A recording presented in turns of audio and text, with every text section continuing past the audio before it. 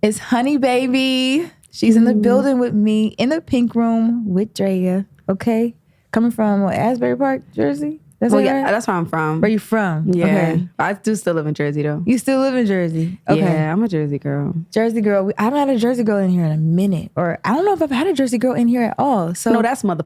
Right. What's hey, up, y'all. my first Jersey girl? Honey Baby, I had the privilege of meeting you already on the Radar's 5-year anniversary, and you were like, vibing to the music that they were playing for you, but I didn't hear you freaking open your mouth and sing until the other day at Atlantic, the label at the label headquarters, and you were singing "Touching," and you just said, I can't do it, but I was like, I was low key right in front of you too. I was like, oh snap, like. She got body in her voice. She's real teeny tiny, but so much body in her voice. And for somebody like me who actually is addicted to really good sounds and music and people that can belt that shit out, like I was really happy to see that. Thank you. I was like, the song "Touching" was already a vibe, but then when you see her, I'm looking at y'all like the audience. When you see her sing it real live, like the world needs to know about Honey Baby, okay? And I'm gonna do my part in the pink room to make sure at least I'm shouting you out everywhere I go, because I love real R&B, and I love how, to me, and what I see in your sound, like you have a new refresh, like this generation's version of somebody that can really sing. That sounds up, but it's like there's a lot of these auto-tuney and whatever like vibes going on, but then there's the ones that belt it out, like with posture and out of the diaphragm, and that's you. And we need that. Thank you. All right, let me stop guessing you. You're making my head big. Right. It's already big. It's okay. Mine is too. Little girls, big hands. Okay, let's jump right into it. Now, Honey Baby, think about this real deep, okay? As far back as you can remember, what's the first song you can recall hearing ever? I don't know. Like, I really don't know. Like I just got asked this question the other day. Who asked you this question? I had like a meeting. Okay. And like, it was like asking my questions. Yeah, like it was like a deep dive, like more so like just trying to get to know me and understand me a little bit more. Mm-hmm. I don't really remember the first song I heard. I just remember the first artist that I seen for real. Who was like, it? It was like Alicia Keys. Oh, now that's why she can sing. Like right there. She had just came out. That's when she had like her straight backs. And my Nani had this DVD too, where like I guess it was like one part of not the DVD, the CD, where you could like put it into the DVD player. Yeah. And it was like a little like docu-series or whatever on her. What was it? I didn't get this. I loved Alicia Keys. She was one of the ones where I would listen to that CD diary over and over and over. Like she was hot when she came out, like guns blazing. Wow. Right. Have you ever done a cover to one of her songs? You ever tried to sing an Alicia Keys song? Not like on the internet, but yeah. Okay. Yeah. Okay. Not on the internet. For your own pleasure, right? Yes. Like, I'm thinking like that voice. What would you sound like on Falling? That's literally what was in my head right now. That would be a cute little cover. I don't know. Maybe go on Instagram and do it now. That'd be some cute content. Okay, no, I love that. All right, well, shoot. You mentioned your Nani got you the CD, or she had the CD. She had it. Okay, she has this really big CD collection, just like a whole bunch of random CDs in there. Okay, well, let's talk about it. Yeah, like I even went through this like phase of like I have like phases. Like I have a really addictive personality. I get like addicted to things and obsessed with things. So I had this phase where one of my favorite movies is Selena. That's my top 3 favorite movies in the world. Oh my God, you're a music girl for real. Yeah, so I used to like watch the DVD over and over and over and over and over and over and over again. And I went through my Nani's CDs one day and I found the Selena CD and I was like, you got everything in this mother. What the? It was one of those packed things that zip up with the sliding. No, she had like a holder. It was like this high. The little snake one? It was like, no, it was just straight. Like a regular CD holder this high just was filled with CDs, all types of music. Like all types. Wow. Anything you could think of. It was in there. Nani is grandma. Yeah, it's my grandma. Okay, cool. Yeah. Everybody call it almost all different things. What's your not ethnicity then? My dad is Black and Cherokee. Okay. And when I say Cherokee, people be like, everybody's no, like my dad is Cherokee, like his mother is Cherokee. Yeah. Like she's Black and Cherokee. And my mom is Italian and Puerto Rican. Got you. You got a lot of different vibes going on. Yeah, here. I got it's a lot. Italian, Puerto Rican, Indian, Native American, and Native American, whatever. And Black. Right. Yeah. Okay. So at your Nani's house, I'm sure she was playing some of those CDs, right? And she was playing music like that she just listened to for her own vibes. So talk to me about like what you would hear around that house when you were there with her. So my Nani, she is the most Spanish Italian woman. That's a fully blown Italian woman raised by Puerto Ricans in the hood. Okay, so she is not what everybody thinks she is. She's fashion crazy, but she listened to everything, like a lot of old school music, like 70s, like 80s. She wasn't, one thing I could say about her was she wasn't too big on 90s R&B. It was all like 80s and 70s, like soulful music. Like she had like a country music like type thing. She had like 3 country CDs.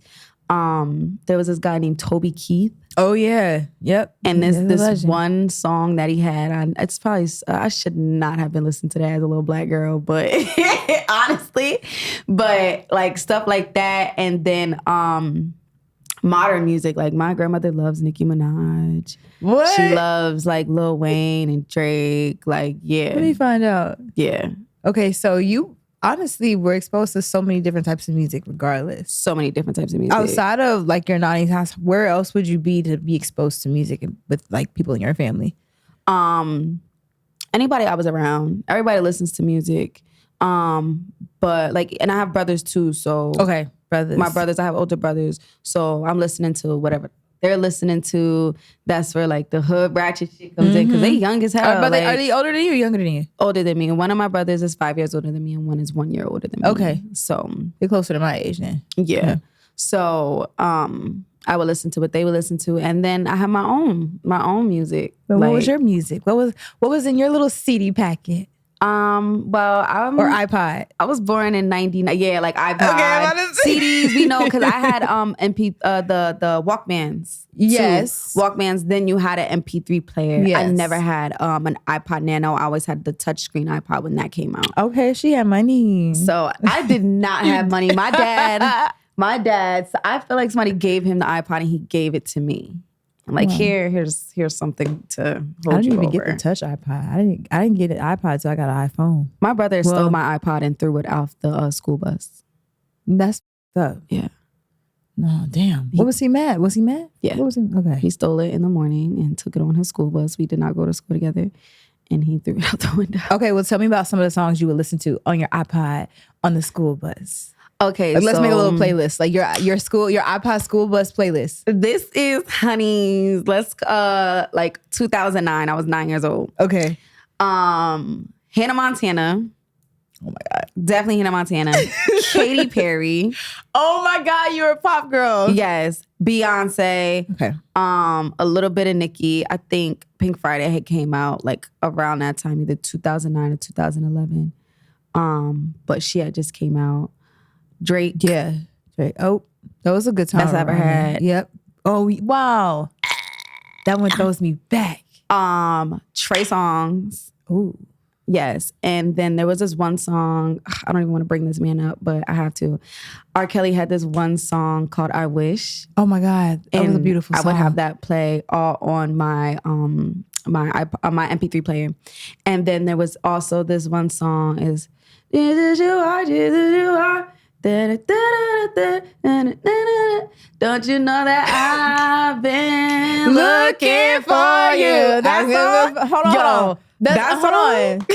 My Nani. I've been down so long. Yeah. I've been hurt so long. Yes. I'm like, wait, hold on. Face again. Was it? That's Kirk, right? Yeah, that's Kirk. That is? Yeah. That's Kirk funny Franklin. Yeah. And I'm like, I really don't like gospel music like that. Because I'm not a religious person. Yeah. I don't believe in like religion and stuff like that. I just like believe in like God and spirituality. Stuff. Yeah, I believe in God, but I'm not religious. Organized religion, I don't subscribe to either myself. Yeah, so spirituality, I do. I'm not into like gospel music and stuff like that because I feel like that leads back to like religion and stuff like that. But that song. No, that My song moves Nani. you. What? I was lit.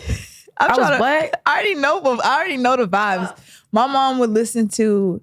There was a point in time where we had to drive an hour to school and back, and she had this CD with like, it was pretty much like all Kirk Franklin's greatest hits, but him and everybody, anything he was on.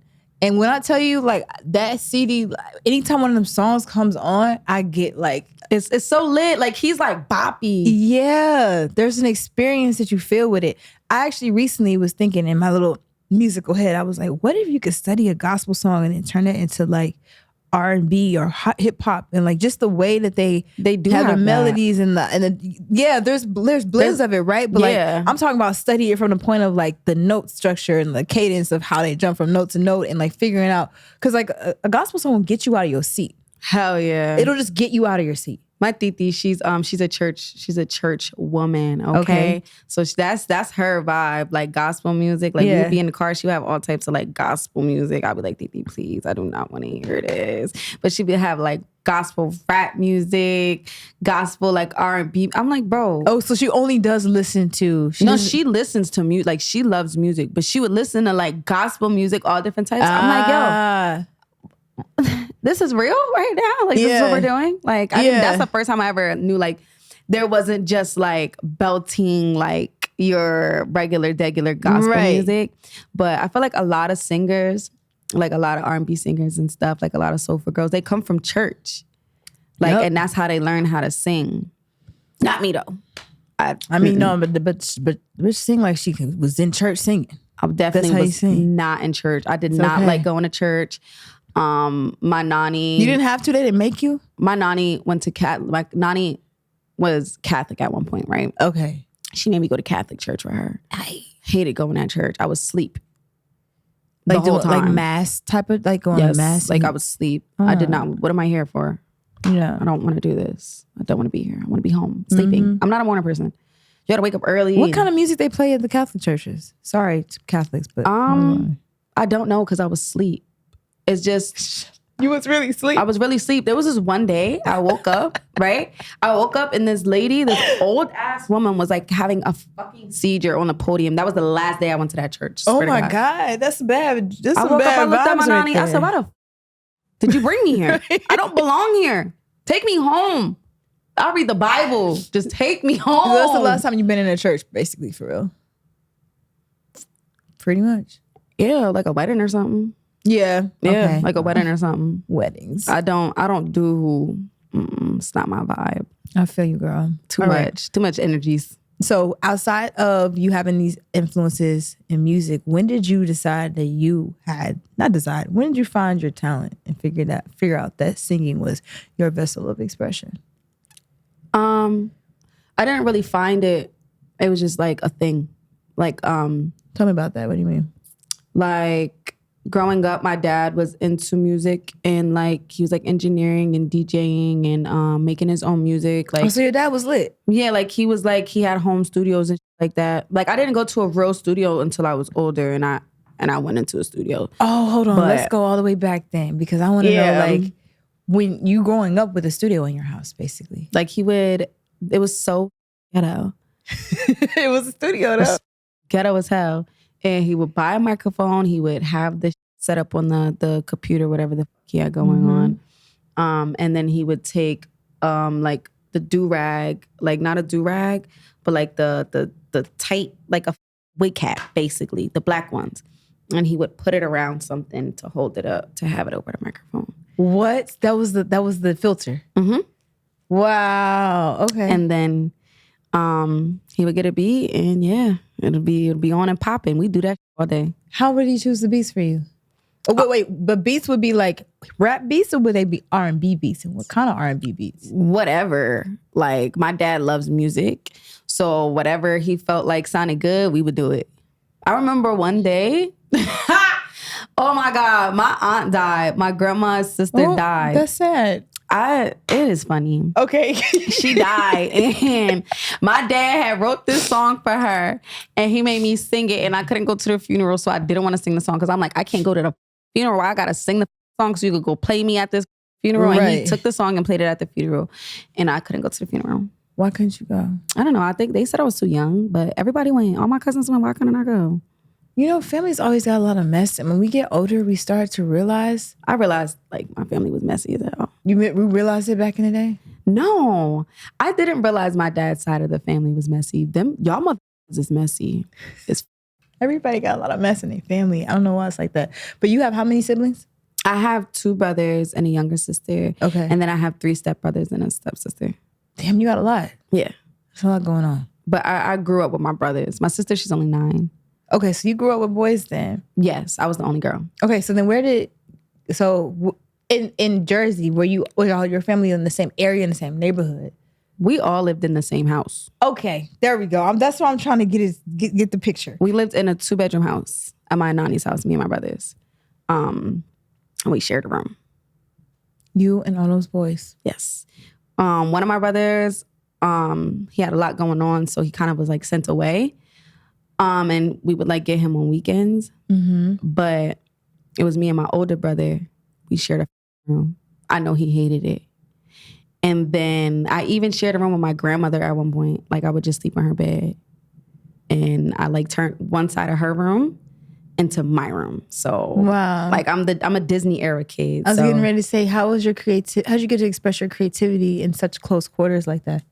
She never was like, you can't do this, you can't do that. Like she really like, my Nani really like kept me together at a young age. So she would buy me like subscriptions to magazines like Tiger Beat and like that.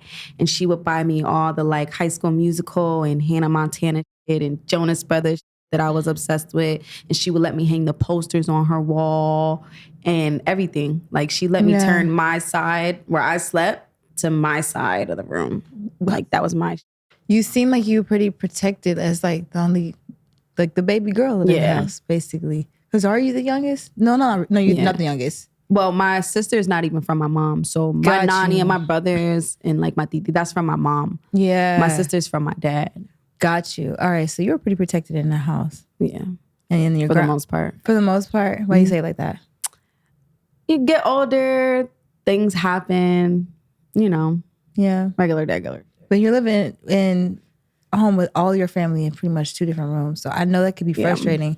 But then where did you find time? How did you find the time to just have like Honey's like world, like to be able to live in your own world, live in your head and like play with your thoughts and even dream up where you are now, you know? Like because when I was younger, everybody pretty much just let me be me. Like I had a very big imagination.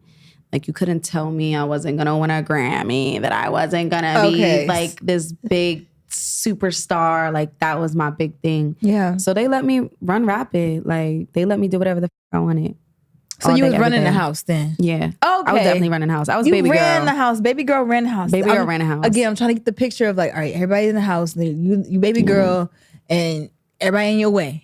Yeah, everybody's in your way. You running the house. It was me, my Nani, my pop, my grandfather and my grandmother. They never slept in the same room. Like not when that's not what I grew up knowing. Mm-hmm. They loved each other though, but they just never slept in the same room. They had separate spaces. Yeah, and my grandfather had his room in the basement. He'd done the basement up, had his room in the basement to get the fuck away from all of us because we were batshit crazy. So it was me, my Nani, my brothers. We all lived in the same house, and then my titi and her husband. They didn't live with us, but they was always over the house. Like my family is very tight. Mm-hmm. And my mom at the time when I was younger, she was like in jail and doing everything that she was doing. So she didn't live with us. I didn't live with my mom physically until I was 12 years old. Yeah. So I lived with my grandmother. How's y'all's relationship now? We're really, really good. We're really, really good. That's my daughter. Why do you say it like that? Because I feel like you get to a point, like at a certain age, you get older. It's like now you got to parent your parent. Low key, when you said that, I was like, that's funny. I think about my mom now. I'm like, I got to teach her about things. I got to tell her. She's like, oh, why don't you just find a man? I'm like, now, mama, look, you can't just go out here and do stuff like that. Not no more. No more. You can't just find the one that got some money and then be fine. Yeah, it don't work like that. Oh my gosh. Okay, so in so many ways, like you are the baby, but then like you also are the leader too. You know, in a way. All right, well, let's talk about when you started to write music, though, and like actually perform and like take a career or take yourself seriously in terms of like this being your career? Because it sounds like you did a lot with your dad, and he was always like, "Come on, get on the beat, da da da," and recording you. But like that was for fun. You said y'all just do that all day, right? Yeah, we do it all day. Like, it was for fun. And then when did it go from being for fun to like, all right, I got these big dreams that I need to start putting into action? So when I hit high school, I want to say my junior year was when I was like, all right, if this is what I really want to do, and this is really the path that I want to take in life, I got to figure out how I'm going to do it. Like, I can't just be having these big dreams and not like following through with them, or just like, you know, like not really putting that foot forward. So that's when I started to really write music and sit in my bedroom and go on YouTube and find beats. And at that time, I was living with my stepmom, and she allowed my dad to live with us for a little bit, and he set up another home studio. Wait, so you got out the house? I moved around a lot. Okay. Yeah. I'm trying to follow all the stories together. Going on in my life. You moved around lived a lot of lives. Okay. So, but in high school, I lived with my stepmom. My junior year, I moved with her. And I started writing music. And my dad had set up this little station in the closet. And he taught me how to use the computer and how to record myself on whatever he had. And I did, and I recorded like my first real song at 17. What was it called? I don't even know, but I do still have it. Where'd you put it out at? I didn't put it out. You didn't? No. Did you have a SoundCloud or anything? No. I didn't do that until 2019. I told myself I wasn't going to do anything crazy until I graduated high school, because I didn't want nobody to find my on the internet. Aww. And then when I go to school, they be like, yo, I seen you on SoundCloud. No. Hell no. Why not? You didn't believe in your music back then? I had a fear of embarrassment. Okay. That's understandable. Yeah, I just was very much in my head. Like, I don't want nobody like in my... You probably got a lot of tracks in the arsenal then, huh? I do. Cause you were okay. I'm getting the picture of Honey Baby now. You got a lot of talent. You really can just get in the room in the studio and have fun by yourself and just sing and make tracks. But like you putting that out is this you kind of holding back like what you want to share with the world because you're trying to maybe control people's reactions to it. Maybe. I'm not really holding back right now. Okay, good. I think it's just in the stage that I'm at in my career. It's kind of just like being strategic about what's getting put out in the world and how it's going to get put out in the world. Yeah. Because I don't know about everybody else, but my goal is to be very big and mainstream and huge. I want to be bigger than life. I'm not going to be content with being that underground artist or that artist that only so-and-so knows. Like, I want to be the it girl. Like SZA right now, she's the it girl, and she can make whatever kind of music she want at the moment because she hit a certain path, but she's still mainstream. You can't be a superstar and not be mainstream. Like Rihanna's not mainstream. Absolutely. Like my goal isn't to just be, okay, she's big now, that's cool. No, like I need to be the biggest thing walking. Like go big or go home. Then So when you get big though, and the people like me that are like, oh my God, this girl can sing. I want to hear her sing Alicia Keys. I want to see what she was doing before she was 5. I want to da-da-da-da. Like, where are we gonna find Honey Baby's archive or who the sounds of Honey Baby before it became a strategy, you know? I know you got some really good, feel good stuff in the cut. All I'm saying is just think about finding a way to maybe like treat the new audience that you started to grow with or that's growing with you now to some stuff, because me getting to know you here, I'm like, you got a lot of talent and really like you're on your way to stardom, but like there is so much about you before that that actually probably means even more to you, to be honest, or even more to a lot of people that want to know you before you break, you know? Yeah. I know I want to do. I mean, well, I am getting to know you. Thanks, Shauna, for introducing me to this lovely talent. All right, let's transition a little bit. Let's play a game. Okay. I'm just gonna say names or artists or something. I don't know. Things are just gonna come out of my mouth, and you just name a song that you think of that's top of mind when I say this. Okay. First one's gonna be Kelly Rowland. Baby, I can be your motivation. Oh my God, I hated that one. Go. I actually did not like that song for a long time, but it was one of those radio worm songs. That's how I felt about Rude Boy by Rihanna. What? I was about to ask you Rihanna next. So you was gonna say Rude Boy. I was not gonna say Rude Boy. Okay, Rihanna. Now that you love The Toxic one. Cause like that album just like popped right in my head. Yeah, that was a good one. I forgot what the name of that album was. Unapologetic. Unapologetic. There we go. Great album. Damn, that song for me reminds me of a really toxic time when I was in college with I don't want to say ex-boyfriend, because after so many years, after 7 years, they fall off your credit report or your report. So I don't have any boyfriends anymore. I know that's right. They all fell off. I need to start saying that. Oh my God. Okay, let's say, I'm gonna say Pretty Ricky. Pretty Ricky. So the song I'm thinking when I hear Pretty Ricky is 5 in the morning on the hotline. But that's not the song I was gonna say, because I automatically went to Pleasure P to boyfriend number 2 when I heard Pretty Ricky. I mean, but that's fine. That's fine. That's a good one. He's still in the group. So what year was that? You were young. That was like 2000. I want to say between 7 and 9. She was a baby, and I was in high school. My Nani going to high school. Loved that song. Your Nani, never mind. Oh wow, so she was playing Pretty Ricky in the house too. My Nani just. I want to meet her. Because she. One thing about my Nani is she likes fine men. Okay, and if they make good music, she's gonna be playing that shit. Okay, and she was one of them that like had the ringtones on her iPhone. Copy. So, I see it already. All right, your Nani was like my older sister age, basically. Well, not that I have an older sister, but like my older cousins. They were already a little bit like past me because I'm 31. So your Nani probably be at that age, or at that time, she was probably like already in her 20s.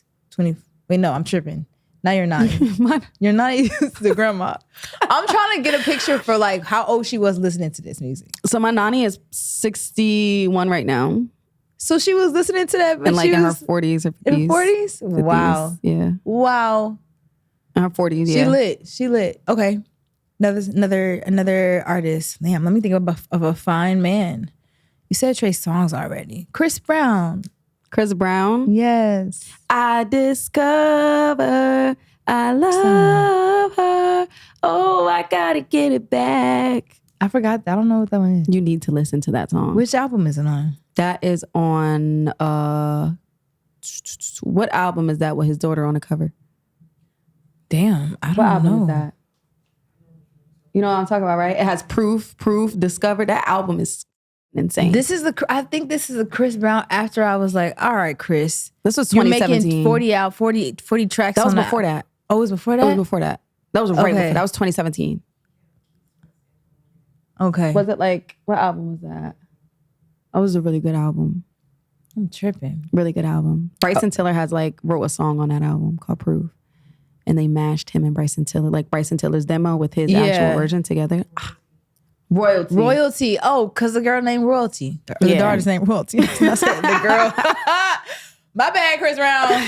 You know, I love me some Chris Brown. Okay. Oh my God. I gotta name one more. Blah, blah, blah, blah, blah. Let's do a more new age person. Doja Cat. I said what I said. Hey. And paint the town red. That's a good song. That song is, I don't give a one thing about Doja, she gonna eat. She makes a hit every time. I don't know how. She's a superstar. She is. She really is. Doja. She really is. She just be wilding. Her creativity is out of this world. But that's why she succeeds, because it's like her talent is like undeniable.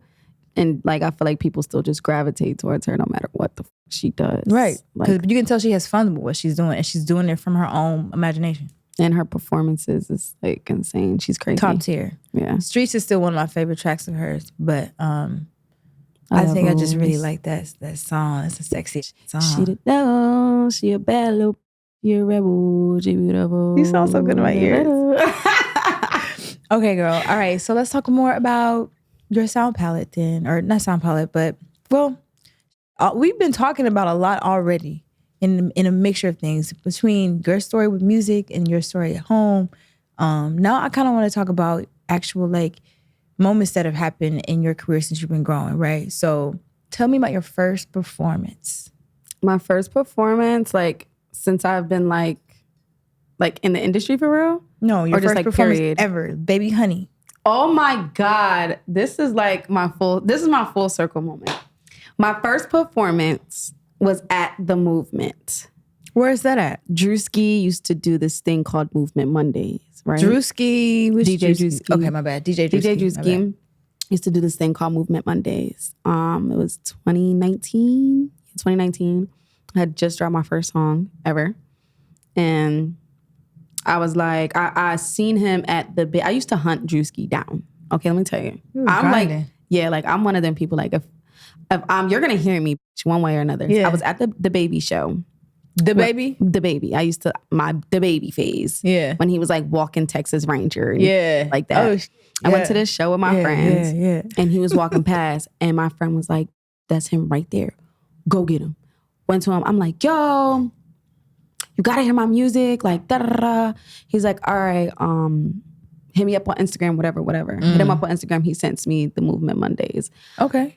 The Movement Mondays was in Elizabeth. I lived in Neptune at the time, which is Elizabeth, Asbury. New Jersey. Yeah, which is Asbury's sister town. Like Asbury, Neptune is right here. It's basically the same. So me and my friends, we hop in the car. We go to Elizabeth with me, Japheth. We pick up Mezzy. Mezzy get in the car. We go to Elizabeth. We go to Movement Mondays. I get so nervous. I get drunk. Hennessy, right? You got nervous that you got drunk? I know. I got nervous. So you got drunk. So I got drunk. Gotcha. Because it was like a lottery. Like it wasn't guaranteed that you were going to perform. So. Oh. Yeah. See, I don't know what Movement Mondays is. All right. I don't even know if I don't think he still does that. Okay. Yeah. So I'm not missing nothing. Okay. I had to bring my USB, put my song on my USB, give him the USB. I was like, you remember me?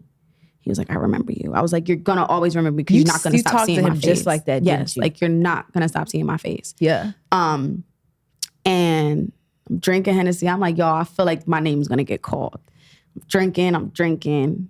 Honey, because I wasn't even Honey Baby at the time. I was like, honey, come on up. And I was like, oh shit. Fuck. I did my little ones and twos. And that was my first performance ever. What'd you perform? The song's called Can't Be. It's still on SoundCloud. Oh, my first song I ever dropped is still on SoundCloud. Love that. Yes, all my old music is actually still on SoundCloud. I'm gonna have to bring you to the office, the SoundCloud office, because I work at SoundCloud too. Yeah. I dropped all my music so on we can SoundCloud. go on your back end and just kind of like see who your fans and stuff are. But whatever, that's SoundCloud stuff. Anyways, I like that your first song ever is on there though. That's a great place for people to find like something they wouldn't find anywhere else. Yeah. For you of you. But all right, so full circle from that now. He was the first person to play me on the radio. Yeah. Now, shout out to DJ Drewski. It's my dog now. Yo. And I be clowning him. I be like, yo, I really like, I told you, like, you gonna keep seeing me now. Look. Where did you record that song? Can't Be? Yeah. In Linden. My friends, my best friends, my fishes, they dragged me to Linden to record this song. To a studio? Yeah. Was that your first time in the studio? Or in a real studio? That was my first time recording in a real studio. Ah. I used to deal with this boy who was like a rapper. Yeah. And I would like go to some of his sessions and that was the first time I really been into like a real studio. And I put it up with the vibe, with the energy. Yeah. How was that experience? How was it hearing yourself on like in real microphone, real equipment? Like it was crazy. I wasn't even singing to my full potential. Because I was so nervous. Wow. I was like, I like haven't even sung on a mic in years. Like, what the f am I doing? Girl, look at you now. Yeah, now it's like, hi. Hey, yeah, girl. It's Honey Baby. But when I hear that song, I'm like, oh my God, girl. Like, I would definitely re-record that song though. 1000%. You should then. It's so good. Like, it's so good. Just do it for fun. I can't believe I did that. Do it for fun. Okay, what's another first that you had? Talk about the first performance. Oh my God, I'm blanking out, y'all.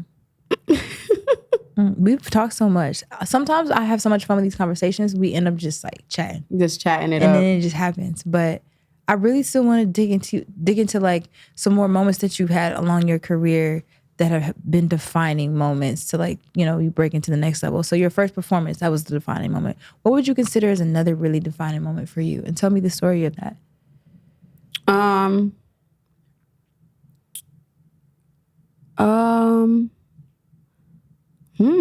I don't know. I feel like things are happening at like a really good pace, but so fast that sometimes I don't even allow myself to really grasp the moments. Well, let's do it here right now. Yeah, let's reflect on something that you're really like happy that happened, or the Sexy Red tour. So when I first found out, I had no reaction because I was like, just like so high off life and still a little bit tired from just getting off the road. Mm-hmm. But when I sat back, I was like, wow, I'm really about to go on tour Sexy Red. Like I just got signed in January. And then I just got my team in March.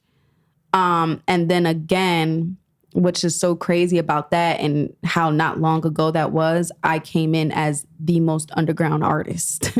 Like underground is, I probably only had 1,000, between 1,000, 2,000 monthly listeners on like Spotify. Like underground is felt like this really is getting built from the ground up, like out the mud. Like this is the definition. Shout out to your team. Yeah, definitely shout out to my team. They're doing a great job. This is the definition of breaking an artist.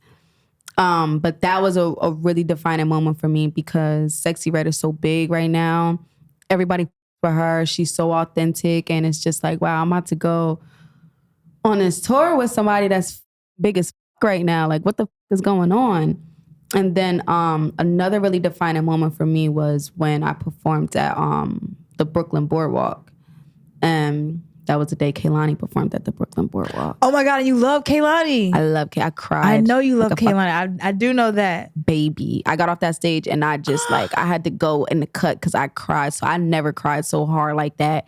Like pertaining to something. Yeah, like pertaining to something in my career. The joy that you have of like sharing a stage technically like with an artist that you have been admiring since before she even dropped her first tape, right? Mm-hmm. Yeah.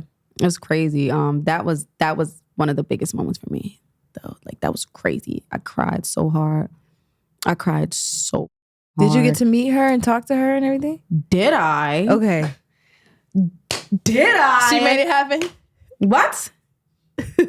They walked me over, and the minute I got to her, I just started crying. Like, literally crying. I was like, what was her reaction? She was like, oh my God. Like, she started hugging me. Like, it's okay.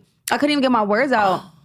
But it was embarrassing at first because I'm like, what the like, but I had to express to her, like, I'm crying because this is so crazy to me. Like, if it wasn't for you and the way you did the things you did and talked about the things you talked about and was so open, I wouldn't be Honey Baby. I would be somebody completely different. So you really have an impact on my career and like just me, period.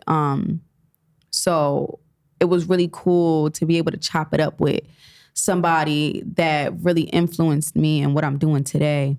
And then like I was on stage while she was performing. She brought me out on stage to perform with her. I didn't see this clip when I was looking for clips the other night. It's on my Instagram. I'll never delete that. Okay. She followed me on Instagram and everything. And she was just really, really Honey Baby. Dope. Yeah, that shit was just crazy, bro. Like, that shit was insane. Like, I got it tatted, like, the first album she dropped.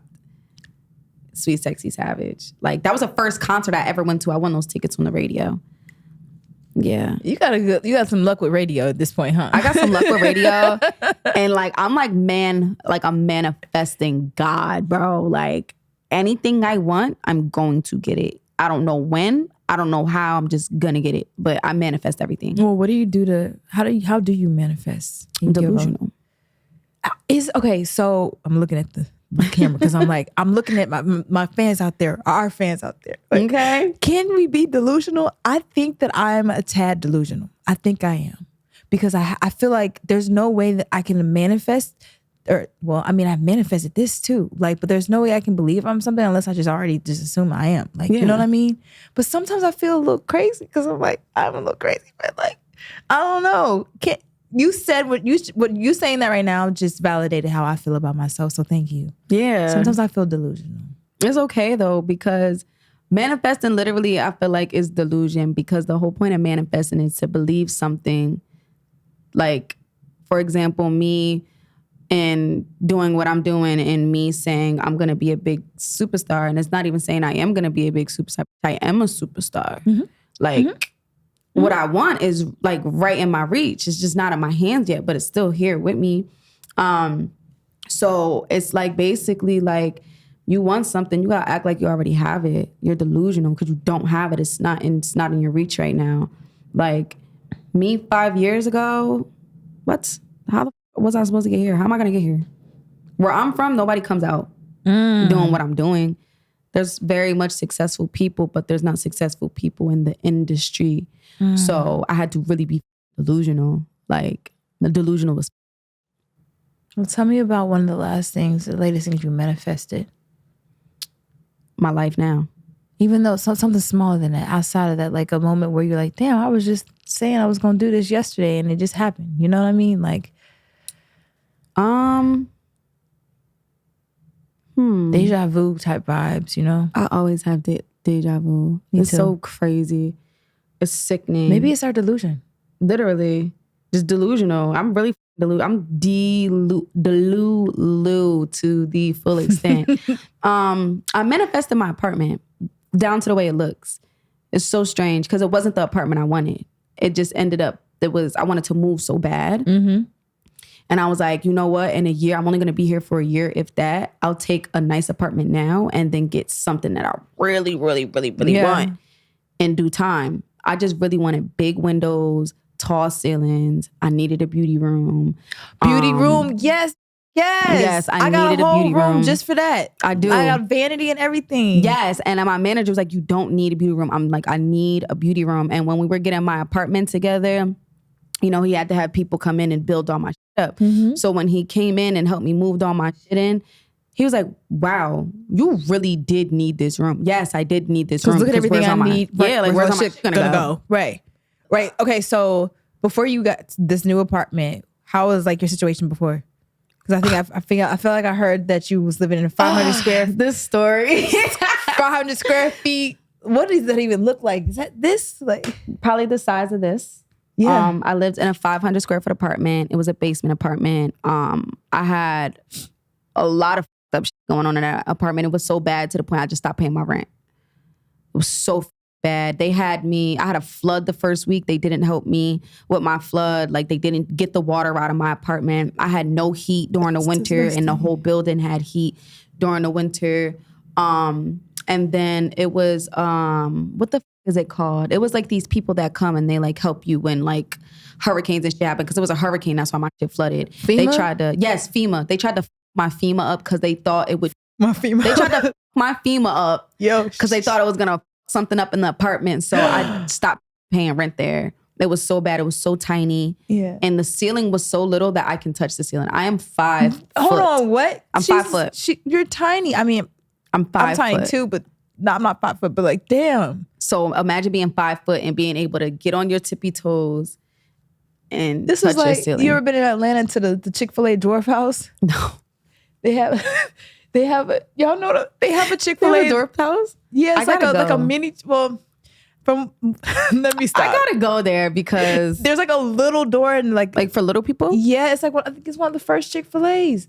It's a down south thing. It's a staple thing down there. Like the dwarf house like is just known because it's like really small. There's a small entrance, but obviously it's a real Chick-fil-A. It's a real actual size Chick-fil-A. But there's one entrance that's like for dwarfs.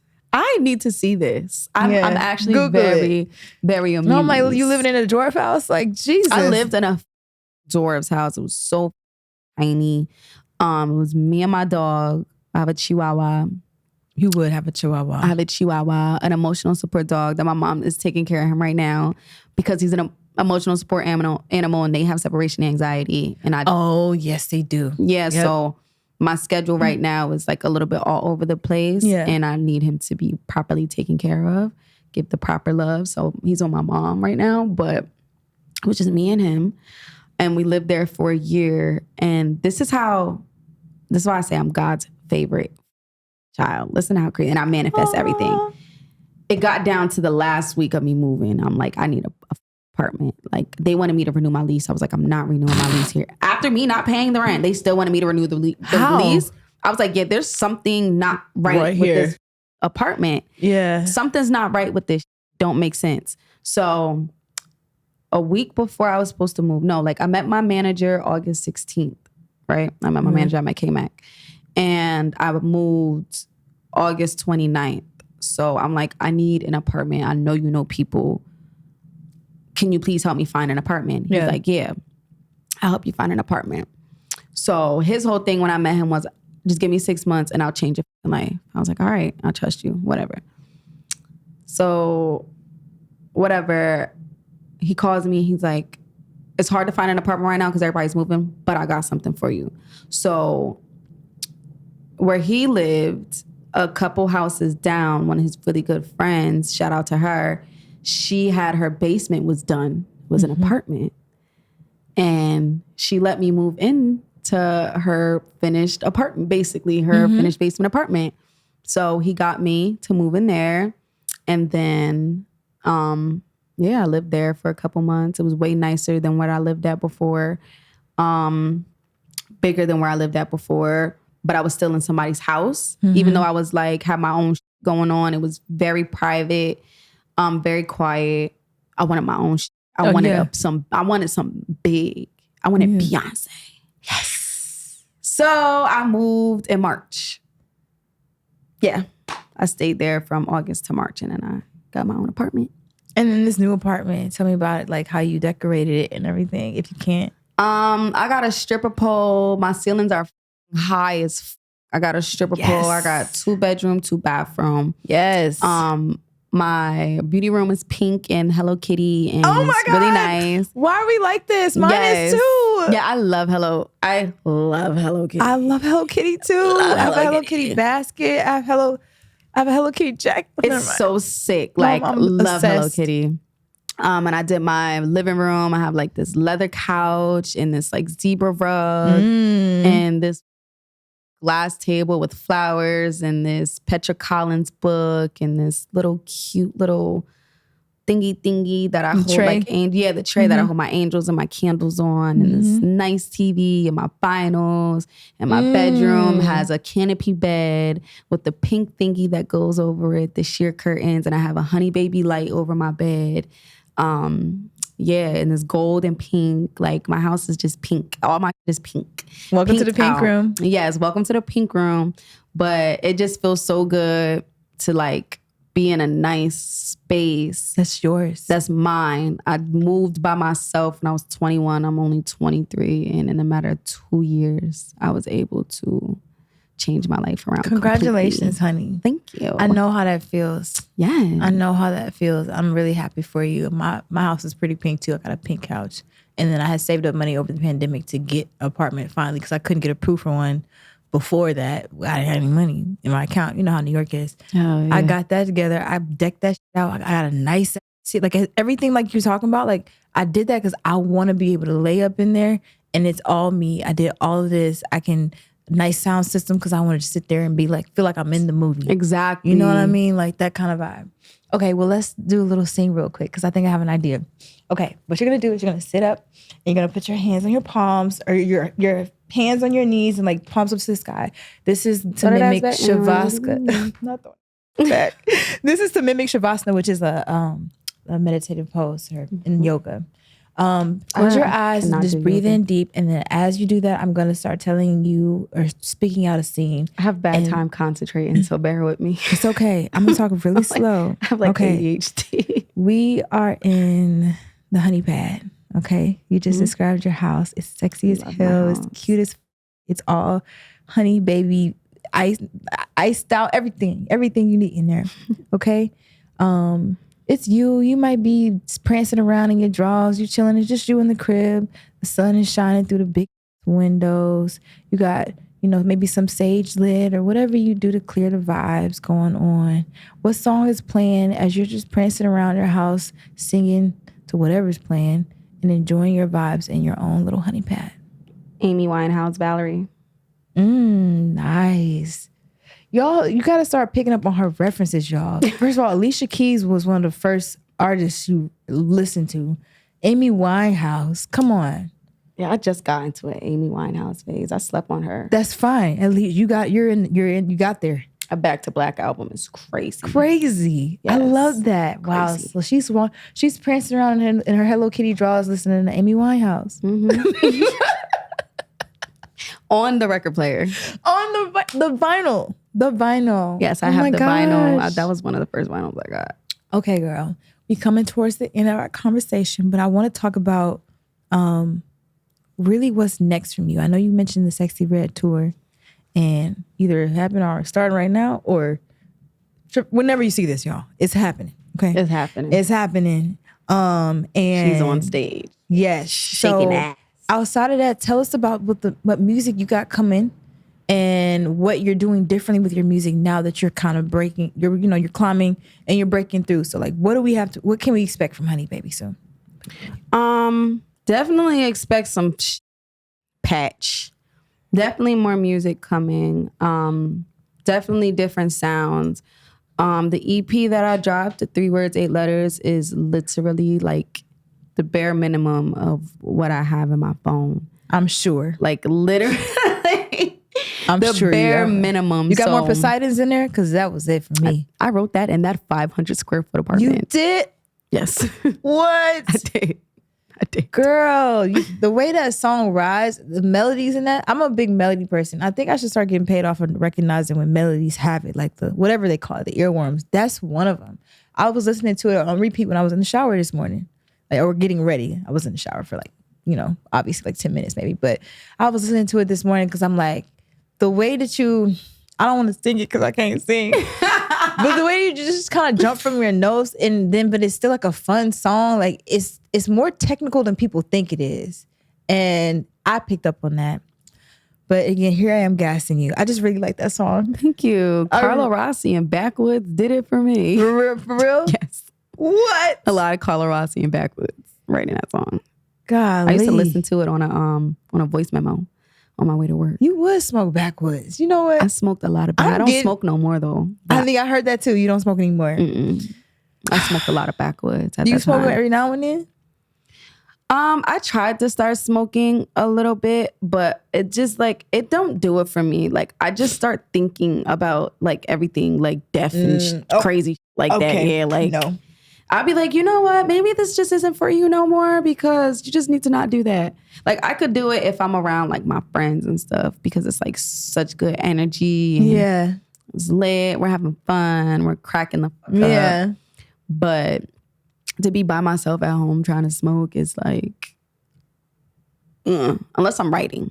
Unless you're writing. Unless I'm writing. I tried to smoke and pray and like drink a little wine and it did me wonders.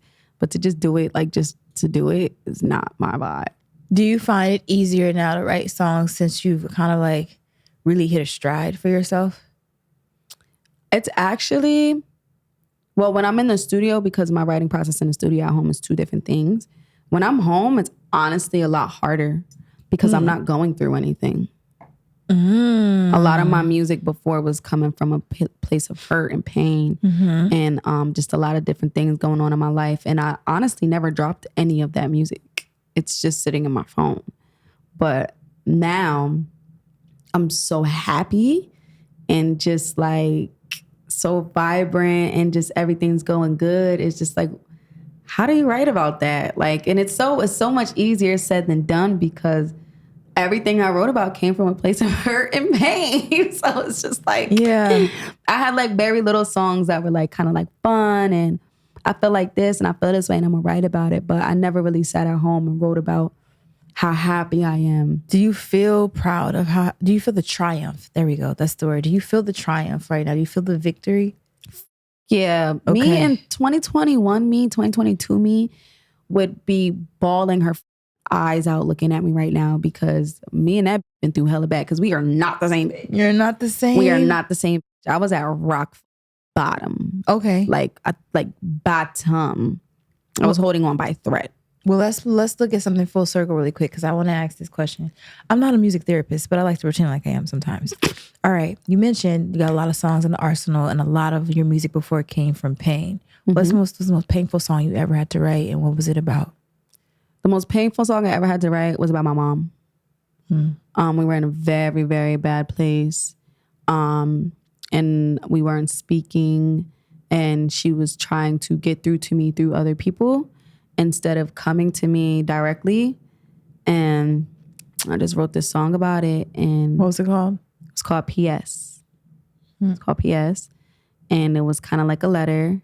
And it's just a really good song when I think about it though. But when you hear it, you wouldn't think it's about my mom.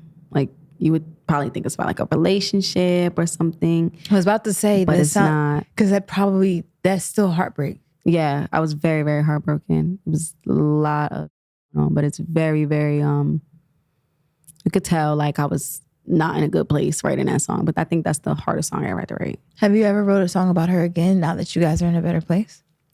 I wrote a song when my house flooded. I had to sleep in a bathtub. And damn, girl, you done been through a lot. Yeah, I had to sleep in a bathtub because I couldn't leave my house. And I had my laptop and I like turned on a beat because at that time I was really happy that I even had my own place to sleep at because a month before that I was sleeping on my mom's futon couch. So I wrote this song about how it's like going so bad, but I still came over a lot in the last year because at that time, it was only a year ago when I wasn't speaking to my mother. So that was another time that I had mentioned our relationship in a song, but I never even recorded that. I never even finished it. It's just sitting there. It's just sitting there. Maybe you'll touch it again. What do you think in you and your mom's relationship, like, what did you all heal in order to get to a point where, you can have a better relationship with her? Let me put it that way. I think the separation and me really standing my ground got across to her. And then after a while, we slowly started talking and things like that. And I got to express myself to her a little bit more. I don't think I'll ever fully heal from what the things we went through. How did she let you down? She just didn't protect me. Basically, she didn't protect me. And things of that nature. So, okay. Yeah. So yeah, it was a lot of things going on. She just wasn't being a parent, but now she's the best person ever. She's an amazing mother to me. I love that. She's my best friend. She's always there when I need her. She'll drop everything in the world to come to my rescue. When my house flooded, her and my stepmom drove in a hurricane to come help me sweep water out of my house. Where was this? This was in New York? This was in Jersey City. There was a hurricane? It was a hurricane. A lot of people died during that hurricane too. Wait, is it Hurricane Maria? I think so. Whatever hurricane was 2021. Sandy. No. That was like 2012. It was 2021. It was a hurricane. It was a hurricane in September. Early September, end of August. It was the pandemic. So that was before after pandemic. Right after the pandemic. Okay. But it was a hurricane in Jersey. A few people died because their houses had flooded. That was really bad. Golly. So they drove in a hurricane because I called them crying. My phone broke and everything. I had to literally only use my laptop for like 4 days. Damn, baby girl. And I had to sit in the house. I couldn't leave. They wanted me to leave with them, but I couldn't leave because my shit's flooded. I don't know what's going to happen to my stuff. Yeah. If I leave here. So me and my dog actually stayed in the bathtub because I was so attached to him. I couldn't let him go. So I just had his food and like right next to me on the toilet. What's his name? Yeah, his name is Tunchi. Tunchi? Mm-hmm. I love that. Tunchi, and I call him Dinky. Tunchi. Yes. Okay, well, tell me about the happiest song you ever wrote. The happiest song I ever wrote? Yeah. Did you write it yet? The happiest song I ever wrote probably was Sweet Heat. Sweet Heat. Oh, I like that sauce from Popeyes. Yes, that's literally where the name came from. For real? Why we like this? Yo, literally, that's literally I love her so much. I was like, I need a name. And they were like, call it Sweet Heat. And I was like, what the sweet. They're like Popeyes. Oh wait, so you ain't never had sweet heat sauce? I never ate it. But they have this like sweet and spicy wings out now that I heard is like the sweet heat sauce. And those wings are good as I'm a barbecue sauce to Buffalo. And what was Sweet Heat about, the song? Being a bad. Okay. And I felt like the baddest, and I was talking my and I was dissing the song and everything, and Touching too. Touching was like a really good. Touching is a happy one, yeah. Yeah, it's really happy. Where's this Sweet Heat song at? I need that. It's on SoundCloud. And it's on YouTube. Okay. Oh my God, so we have it. Okay. Yeah. Oh, I love that song. Honey, I love you. I think I love you too. Yes. I love how you're so like, you're not trying to be like prissy or like too good for this conversation or anything, you know? And I like that because I'm like, yeah, Sweet Heat from Popeye. She's like, yeah, that's where it came from. That's literally the name. Like, it's so sweet. Oh, all right. I love this conversation. Do you have any questions for me before we wrap up? How'd you start doing like podcasts and stuff? A long time ago, like 10 years ago, a friend of mine from college had an idea to host a show called Urban Overdose. It was on Live Hip Hop Daily. Shout out to H from Live Hip Hop Daily. I don't know where he's at. I need to hit him up. And then it was on Peter Street. We had the studio. And I was like, in so many ways, I was kind of lit, like coming out of college. So then like, she was like, oh, I want Drea to be a host with me. I'm like, bet. Like, I like talking to people. And I'm always kind of around the music scenes anyway. So both of us were like, kind of like in that scene and we just collaborated. And I started doing podcasting for a while. I loved it. Then I was like, I want to start doing my own thing. So then I became a entertainment correspondent for a couple music outlets and like things going on around Atlanta, just at events, red carpets, just being outside. And then when I got to New York, I got this job at SoundCloud because before I was working corporate jobs, then I finally got a job in the music industry for real. So I got the job at SoundCloud and I stopped doing this stuff. And it wasn't until I randomly connected with Tarek from Rolling Loud, and I did this like corresponding at a Rolling Loud. Was in New York. I did New York and LA, New York one time, and then I did LA, and then in between those two, MajorStage posted on Instagram they were looking for talent to host the show, and then I knew someone that was like, oh, I'll recommend you, and I'm like, bet. And then I met these guys, and it was over it from there. So I've always dreamed of having my own show. Actually, I just like. Similar to how you were saying earlier, like you were saying you had these dreams, but like you weren't putting anything towards it. I didn't at all. I wasn't doing any of that. I got to the industry and worked corporate and was like, all right, well, I don't have to try to be a creative anymore. And then Tarek, I'll shout him out with this. He said to me, he was just like, why aren't you doing it? Just do it. There's no one doing it. And you're already out here. I'm like, I don't have a cameraman. I don't have this. He was like, all right, well, just pull up to Rolling Loud. I'm like, all right. And I did. And it was my first time ever being live in like a live stream environment. And I remember that camera turned on. I was like, it's Drea Jackson. And it just turned on. And I was like, oh, that's God. I'm gifted. And then that content is what besides my other reel, but that content is what I sent to these guys over at MajorStage. And then now I'm doing this. And I know a lot of people, so it just becomes pull up to the show and let's just have a conversation. Yeah. And I can't wait to see this grow even more. And I think that you understand like the type of conversation that I like to have. Like, it's not an interview, it's a guided conversation. And honestly, I just want to get to know you, and I want the world to get to know you through Drea's eyes, you know? Like real conversation, real genuine and feel and vibes. Exactly. That's why it's a comfortable space. And I'm talking to you more so about music and getting more of your music intellect and stuff, because that's how I understand you. That's my language. So yes, thank you for that question. I love that. All right, honey baby. Well, you about to go check that out on the Sexy Red tour. I know. Yeah. Oh my God. I'm gonna check. I'm gonna be shaking my ass at the tour too. I'm gonna see you. I gotta see you perform again. Yes. Atlantic was great, but like on that stage, I know that's gonna be a big stage for you, huh? Probably the biggest stage you've done yet. Probably. Okay. Yeah. I think I have to do Terminal 5. Nice. I've heard a lot about Terminal 5, so that's a big one. Yeah, I think I'm gonna be there soon for some. United Masters this weekend. Okay, yeah. My bad. I got so much going on in my head. All right, y'all. Let's wrap it up. Honey, it was a pleasure getting to know you in the pink room. Nice to know that you love Hello Kitty and that you love pink. And my first set is supposed to be Hello Kitty when I'm not scared to get it.